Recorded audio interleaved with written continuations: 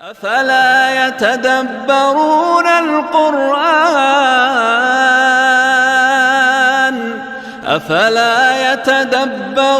القرآن أم على قلوب أقفالها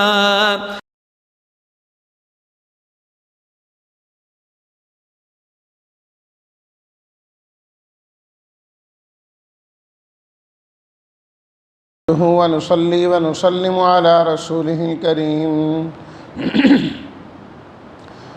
أما بعد فأعوذ بالله من الشيطان الرجيم بسم الله الرحمن الرحيم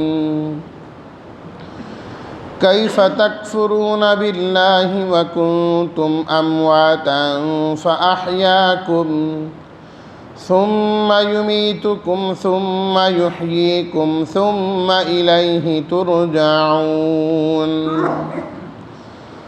هو الذي خلق لكم ما في الأرض جميعا ثم استوى إلى السماء فسواهن 7 سماوات وهو بكل شيء عليم صدق الله مولانا العظيم اللهم صل على سيدنا ومولانا محمد وعلى آل سيدنا ومولانا محمد وبارك وسلم کیسے تم انکار کرتے ہو اللہ کا اور تم مردہ تھے پس اس نے تمہیں زندہ کیا، پھر تمہیں موت دے گا، پھر تمہیں زندہ کرے گا، پھر اس کی طرف تم لٹائے جاؤ گے۔ وہی اللہ ہے جس نے پیدا کیا تمہارے نفع کے لیے تمام وہ جو کچھ زمین میں ہے، پھر اللہ متوجہ ہوئے آسمانوں کی جانب، پس ٹھیک ٹھیک 7 آسمان بنا دیے، اور وہ اللہ ہر چیز کو جاننے والا ہے۔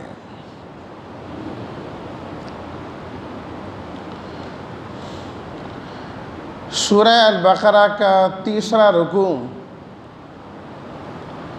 شروع ہوا تو اللہ نے فرمایا کہ یا ایھا الناس اعبدوا ربکم الذی خلقکم، اے لوگو عبادت کرو اپنے اس رب کی جس نے تمہیں پیدا کیا۔ اللہ نے عبادت کا حکم دیا، پھر انسان پر ہونے والی نعمتوں کا اللہ تعالیٰ نے تذکرہ کیا۔ اس نے تمہیں پیدا کیا، تمہارے باپ دادا کو پیدا کیا، آسمان زمین بنائے، تمہیں بارش کا نظام دیا، تمہیں پھل عطا کیے۔ فرمایا جب یہ سب نعمتیں تم استعمال کرتے ہو اللہ کی دی ہوئی، تو اب اللہ کا شریک تو نہ بناؤ نا کسی کو۔ پھر اللہ تعالیٰ نے روحانی نعمت قرآن مجید کا ذکر کیا کہ جس طرح اللہ نے تمہیں ظاہری نعمتیں عطا فرمائیں، اسی طرح اللہ نے تمہیں روحانی نعمتیں بھی عطا فرمائیں، اور روحانی نعمتوں میں سے اللہ نے قرآن مجید کا ذکر کیا۔ اس پر عمل کی صورت میں پھر جنت کا ذکر کیا، پھر اس پر سوال ہوا کہ اس میں مکھی مچھر کی مثالیں کیوں ہیں؟ فرمایا جیسی چیز ہوگی ویسی ہی مثال ہوگی، اور اس میں تمہارا امتحان بھی مقصود ہے۔ اب دوبارہ اس 3 رکوع کو اللہ تعالیٰ کی نعمتوں پر پھر ختم کیا جا رہا ہے۔ اللہ تعالیٰ فرماتے کیف تکفرون باللہ، اللہ کا انکار کرنے والے لوگوں، اللہ کی ناشکری کرنے والوں، کیف تکفرون، تم کیسے اللہ کی ناشکری کر سکتے ہو؟ تم کیسے اللہ کا انکار کر سکتے ہو؟ ذرا تھوڑا سا سوچو تو صحیح نا۔ وَكُنْتُمْ أَمْوَاتًا، تمہیں یاد نہیں کہ جب تم ایک بے جان چیز تھے، بالکل بے جان چیز تھے، اللہ نے تمہیں جاندار بنایا، تم مردہ تھے، اللہ نے تمہیں زندگی عطا کی، تو جو تمہیں عدم سے وجود میں لائیں، موت سے حیات میں لائیں، تمہیں زندگی عطا کریں، بھلا اس کا بھی انکار ہو سکتا ہے؟ یہ انکار کیا جا سکتا ہے؟ پھر بات یہیں ختم نہیں ہو جائے گی کہ یہ زندگی تمہیں مل گئی، دنیا کی نعمتیں تمہیں مل گئیں، اس زندگی میں کر و فر مل گئے ہیں۔ فرمایا یاد رکھو یہ زندگی بھی ہمیشہ کی زندگی نہیں ہے، یہ زندگی ہمیشہ کی زندگی نہیں ہے۔ اس حیات کے بعد پھر موت آئے گی، اس زندگی کے بعد تم نے پھر دوبارہ مرنا ہے، ہمیشہ نہیں زندہ رہنا۔ اللہ اکبر۔ اور پھر اس موت کے بعد پھر اللہ زندگی عطا کریں گے۔ ثم یمیتکم ثم یحییکم، پھر تمہیں موت دیں گے، پھر تمہیں اللہ تعالیٰ زندہ کریں گے۔ ثم الیہ ترجعون، پھر تم سب کے سب اللہ کی بارگاہ میں لوٹائے جاؤ گے، وہاں پر جا کر تم نے حساب و کتاب دینا ہے۔ تو اس لیے زندگی والی نعمت مل گئی تو کہیں دھوکے میں نہ آ جانا۔ زندگی موت کے کئی مراحل سے بھی تم نے گزرنا ہے، کئی مراحل سے تم نے گزرنا ہے۔ تو جس طرح زندگی اللہ کی ایک نعمت ہے، زندگی اللہ کی نعمت ہے، موت بھی اللہ کی بہت بڑی نعمت ہے۔ اللہ نے انعامات میں ذکر کیا نا، کنتم امواتا فاحیاکم ثم یمیتکم ثم یحییکم، بے جان تھے جاندار کیا، پھر موت دیں گے، پھر زندگی دیں گے۔ اللہ نے اپنی نعمتوں میں موت کو بھی ذکر کیا ہے۔ الموت جسر یصل الحبیب الی الحبیب، موت وہ پل ہیں جو انسان کو اپنے اللہ سے جا کے ملا دیتا ہے۔ جب یہ موت کا پیالہ انسان پیے گا نا تو تب اللہ کے پاس جائے گا نا، تب اللہ سے ملاقات ہوگی نا، تب جنت ملے گی نا، تب اللہ کے نبی صلی اللہ علیہ وسلم کا دیدار ہوگا، تب آپ کے ہاتھوں سے جام کوثر پیے گا۔ تو موت ذریعہ ہوئی اس بات کا، تو اس لیے اللہ نے اس کو بھی نعمت کے طور پر ذکر فرمایا۔ اور ویسے اگر انسان غور کرے اس بات پر کہ انسان ہمیشہ کے لیے دنیا میں رہے تو کتنی مشکلات ہیں۔ جو انسان 60 70 80 90 سال کی زندگی گزار رہا ہے کتنی مشکلات سے گزرا، تو ہمیشہ اس کو چھوڑ دیا جائے تو اس کی تو مشکلات بڑھتی جائیں گی،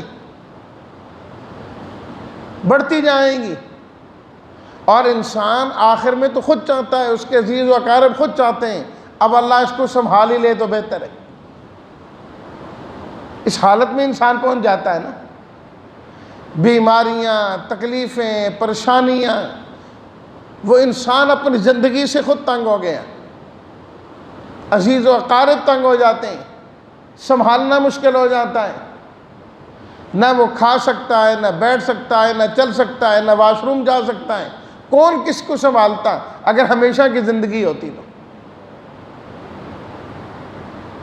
کیا یہ اللہ کی طرف سے انعام نہیں کہ انسان کچھ دیر رہنے کے بعد اللہ اس کو اپنے پاس بلا کر پھر وہ زندگی دیتے ہیں جس میں کسی کی محتاجی نہیں، اللہ وہ زندگی دیتے ہیں جس میں گرمی نہیں، اللہ وہ زندگی دیتے ہیں کہ وہاں کوئی بہت زیادہ سردی نہیں، وہاں کوئی غم نہیں، وہاں کوئی پریشانی نہیں، وہاں کوئی بیماری نہیں، وہاں لا علاج کوئی مرض نہیں ہے، بس مرتے ہی اللہ ساری بیماریاں اور تکلیفیں ختم فرما دیتے ہیں، سب ختم ہو جاتی ہیں۔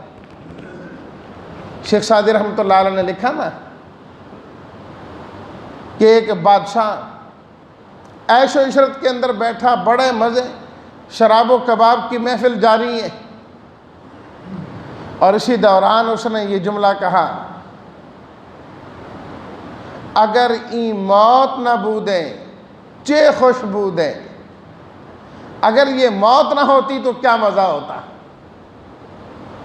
یہ دیکھو کس طرح ہم خوشی میں بیٹھے ہیں، خوشی کی مجلس ہے، تو کتنا مزہ ہوتا اگر موت نہ ہوتی۔ تو ایک اللہ والے نے بڑی خوبصورت بات کی اور اس کو جواب دیا، اگر این موت نہ بودے تو این جا نہ بودے، کہ تو کہتا ہے موت نہ ہوتی تو مزے ہوتے، میں بادشاہ بن گیا ہوں ہمیشہ کا ہوتا، یاد رکھ اگر یہ موت نہ ہوتی تو بھی بادشاہ نہ بنتا، دنیا میں جو ایک مرتبہ بن جاتا ہمیشہ کے لیے وہی رہتا، تو کہاں سے بنتا؟ وہ مرے ہے تو تخت شاہی تک پہنچا ہے نا، ایک گیا دوسرا گیا چوتھا گیا، یہ موت کی برکت ہے کہ تو یہاں تک پہنچا ہے۔ تو یہ موت بھی جو ہے نا یہ بھی اللہ کی ایک نعمت ہے، اللہ کی ایک نعمت ہے، اس کے ذریعے انسان وہاں تک پہنچ جاتا۔ اس لیے جو اللہ والا ہے، جو نیک آدمی ہے، وہ موت سے نہیں گھبراتا، وہ موت سے نہیں گھبراتا، اسے تو پتہ ہے کہ میں اس کے ذریعے اللہ اکبر۔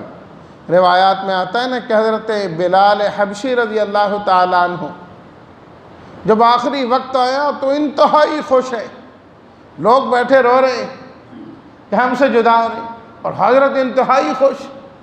لوگوں نے کہا خیریت تو ہے، آج اتنے خوش نظر کیوں آ رہے ہیں؟ فرمایا اس لیے خوشی ہے کہ اب جا کر اپنے حبیب سے ملیں گے نا، کہ اس موت نے تو رکاوٹ ڈالی ہوئی تھی، رکاوٹ ڈالی ہوئی تھی۔ اس لیے اللہ والے فرماتے ہیں نا، انسان جب دنیا میں آتا ہے سارے ہنستے ہیں، خوش ہوتے ہیں، کوئی کہتا ہے ہمارا بیٹا ہوا، کوئی کہتا ہے پوتا ہوا، کوئی کہتا ہے بھتیجا ہوا، کوئی کہتا ہے بھانجا ہوا، سارے خوش ہو رہے ہوتے ہیں اور یہ رو رہا ہوتا ہے، چیخ رہا ہوتا ہے۔ فرمایا کہ ایسی زندگی گزارو، ایسی زندگی گزارو جب دنیا سے جاؤ تو سب رو رہے ہوں اور تم ہنس رہے ہو، تم ہنستے ہنستے جاؤ، یہ زندگی۔ اب باقی روئیں تم ہنسو کہ اب میں تو اللہ کے پاس جا رہا ہوں، اپنے رب کے پاس جا رہا ہوں۔ تو یہ تبھی ہو سکتا ہے جب وہاں کی انسان تیاری بھی کر کے جائے، تیاری بھی کر کے جائے۔ تو ثم یمیتکم ثم یحییکم، اللہ موت دیں گے پھر زندگی دیں گے۔ دو زندگیاں اور دو موتوں کے درمیان انسان ہے، ساری زندگی یہ۔ اللہ تعالیٰ نے 24ویں سپارے کے اندر فرمایا حامیم المؤمن میں، اس دن قیامت کے دن لوگ اعتراف کریں گے، قالوا ربنا امتنا اثنتین واحییتنا اثنتین فاعترفنا بذنوبنا، اے اللہ آپ نے ہمیں 2 موتیں اور 2 حیاتیں عطا کی، اب ہم اپنے گناہوں کا اعتراف کرتے ہیں۔ فاعترفنا بذنوبنا فہل الی خروج من سبیل، کیا یہاں سے نکلنے کا کوئی راستہ ہے کہ اب ہم نکل جائیں؟ اللہ تعالیٰ فرمائیں گے نہیں، جب دنیا میں پہلی زندگی میں ہم تمہیں دعوت دیتے تھے، دعی اللہ وحدہ، ایک اللہ کی تمہیں دعوت دی جاتی تھی، کفر تم انکار کرتے تھے۔ آج گناہوں کے اعتراف کا کیا فائدہ؟ آج کوئی فائدہ نہیں۔ تو موت پہلے تھی، اب زندگی، پھر موت، پھر زندگی، لیکن اگلی موت اور اب اگلی زندگی اس زندگی پر منحصر ہے۔ یہ زندگی ٹھیک، اگلی موت بھی ٹھیک، اس سے اگلی حیات بھی ٹھیک ہو جائے، سب ٹھیک ہو جائے۔ تو اس آیت میں اللہ نے وہ نعمتیں ذکر کی جو انسان کی ذات کے ساتھ تعلق، اب اس سے آگے وہ نعمتیں جو باہر سے انسان کو فائدہ پہنچاتی۔ هو الذی خلق لکم ما فی الارض جمیعا، فرمایا اللہ تو وہ ہے جس نے تمہارے نفع کے لیے وہ تمام کچھ پیدا کیا جو زمین میں ہے۔ زمین میں جو کچھ ہے وہ اللہ نے تمہارے فائدے کے لیے ہی پیدا کیا ہے۔ زمین کی ایک ایک چیز، اس سے پیدا ہونے والی ایک ایک چیز انسان کو فائدہ پہنچا رہی ہے۔ کوئی انسان کے کھانے کے کام آ رہی ہے، کوئی پینے کے کام آ رہی ہے، کوئی پہننے کے کام آ رہی ہے، کوئی برتنے کے کام آ رہی ہے، چیز ہر ایک انسان کو فائدہ ہی پہنچا رہی ہے۔ بظاہر وہ چیزیں جو ہمیں زہریلی لگتی ہیں، وہ چیزیں جو ہمیں نقصان دہ لگتی ہیں، وہ چیزیں جو ہمیں پریشان کرتی ہیں، اللہ نے ان کے اندر بھی بالواسطہ واسطے کے ذریعے اللہ نے اس میں بھی بڑے فائدے رکھے ہیں اللہ نے۔ انسان سمجھتا ہے کہ ہیں یہ تو بڑی نقصان دہ چیز ہے۔ بھئی اگر سانپ نقصان دہ چیز ہے، زہریلی چیز ہے، بچھو زہریلا ہے، نقصان دہ ہے، تو ان کے زہر بھی تو کتنی چیزوں کا تریاق بنتے ہیں، کتنی چیزوں کا علاج تو اس سے ہوتا ہے، تو فائدہ ہوا نا۔ یہ مکھی جو ہمیں تنگ کرتی ہے، ہم بار بار اٹھاتے ہیں، کبھی ناک پہ بیٹھتی ہے، کبھی کھانے پہ بیٹھتی ہے، بھئی نجاستوں کے ڈھیر وہ بھی تو یہی چاٹ جاتی ہے نا، ان غلاظتوں کو بھی تو ختم کر رہی ہے۔ کہاں نجاست پڑی ہے، ایسی مکھیاں بیٹھی، سب ختم۔ اللہ اکبر۔ خلق لکم ما فی الارض جمیعا، زمین میں جو کچھ ہے اللہ نے تمہارے فائدے کے لیے بنایا ہے، تمہارے نفع کے لیے بنایا ہے اسے۔ ہر چیز تمہیں نفع پہنچا رہی ہے۔ ایک کتاب میں نے واقعہ پڑھا ایک ڈاکٹر کا، کہ جب انہوں نے قرآن کی آیت پڑھی کہ دیکھو ہر چیز تمہارے لیے فائدہ ہے، تو کہنے لگے یہ جو گوبر ہے، گوبر، اس گوبر کے اندر کیڑا ہوتا ہے، اس کیڑے کا کیا فائدہ؟ ہمیں تو کوئی فائدہ نظر نہیں آیا۔ بھئی اللہ کی باتوں میں انسان کو کبھی شک نہیں کرنا چاہیے، شک نہیں کرنا چاہیے، ورنہ اس کا جواب انسان کو زندگی میں کبھی مل جاتا ہے۔ وہ خود ڈاکٹر انہوں نے لکھا کہ ایک عرصہ گزر گیا اس بات کے بعد، تو اچانک میری آنکھ میں تکلیف ہوئی، میں نے بہت علاج کرایا کہ وہ تکلیف ختم نہ ہو، ٹھیک نہ ہو۔ آخر مجھے معلوم ہوا کہ باہر ملک میں کوئی ڈاکٹر ہیں وہ اس کا علاج کرتے ہیں، میرا ان سے رابطہ ہوا، میں ان کے پاس گیا، انہوں نے میرا علاج کیا، دوائی ڈالی، تو میں ٹھیک ہو گیا۔